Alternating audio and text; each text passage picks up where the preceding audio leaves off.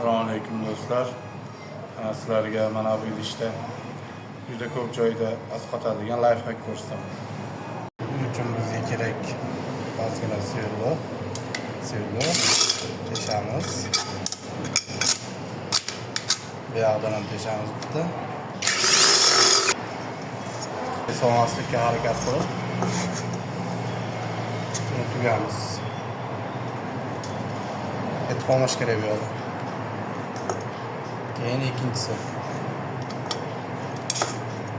Buni ham yaxshilab tugamiz.